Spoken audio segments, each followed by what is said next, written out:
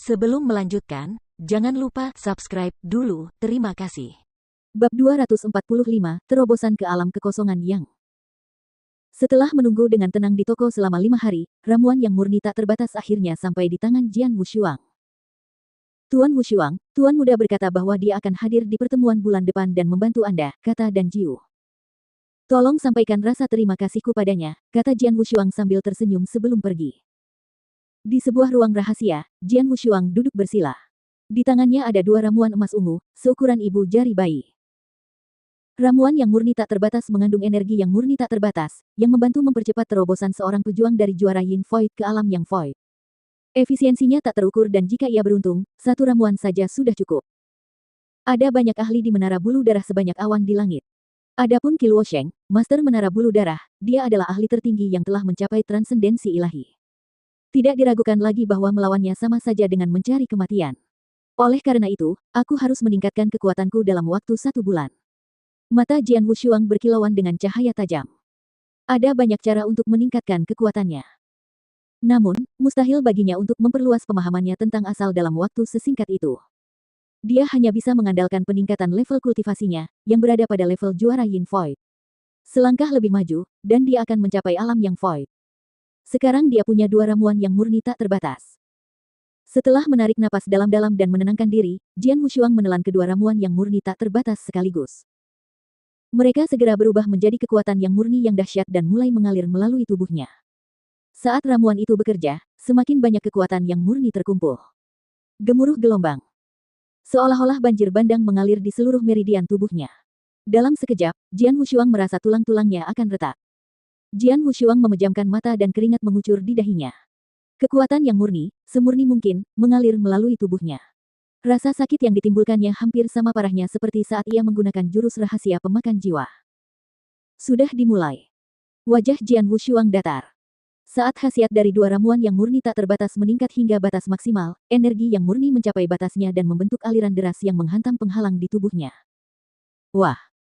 Gelombang pertama menyebabkan suara teredam di dalam tubuhnya. Wajahnya menjadi pucat, tetapi penghalang tetap utuh. Kemudian gelombang kedua energi yang murni menyusul. Bang! Bang! Bang! Bang! 5 benturan menghantam penghalang itu dengan keras secara berurutan, menyebabkannya bergetar sedikit. Namun, penghalang itu tidak pecah. Di sisi lain, wajah Jian Wushuang cukup pucat, dan darah mengalir keluar dari mulutnya. Setelah 5 kali hantaman itu, hanya kurang dari sepertiga kekuatan yang murni dalam tubuhnya yang tersisa. Sambil menarik napas dalam-dalam, Jian Wushuang mengepalkan tinjunya. Kemudian, pada saat berikutnya, ia melancarkan serangan terakhir dengan seluruh energi yang murni yang tersisa. Arus yang deras menghantam penghalang itu sekali lagi. Ini akan hancur. Wajah Jian Wushuang berubah. Ledakan. Arus deras menghantam penghalang. Terjadi benturan yang dahsyat dan dahsyat saat penghalang bergetar hebat, lalu klik. Terdengar suara pelan, menyebabkan perasaan gembira dalam diri Jian Wushuang. Sebuah retakan kecil muncul, dan retakan ini menjadi seperti sarang semut yang menyebabkan hancurnya bendungan besar. Gemuruh gelombang penghalang itu akhirnya runtuh, dan kemudian kekuatan spiritual yang besar mulai mengalir melalui tubuhnya. Semua meridian dan tulang di tubuhnya mulai berubah, menjadi lebih tebal dan lebih kuat. Demikian pula, kekuatan spiritualnya juga mulai berubah. Dalam waktu sesingkat itu, dia telah menyelesaikan transformasinya. Aku telah mencapai alam kekosongan yang... Jian Wushuang membuka matanya dengan gembira. Dia tahu betapa beruntungnya dia mencapai alam yang Void kali ini. Bagaimanapun, dia telah meningkat begitu banyak dalam sekali jalan, sebelumnya, di tanah leluhur. Meskipun dia telah mencapai batas tertinggi di puncak alam kekosongan Yin, dia belum mengumpulkan cukup kekuatan. Jadi, dia berasumsi dia akan terjebak di level itu untuk waktu yang lama.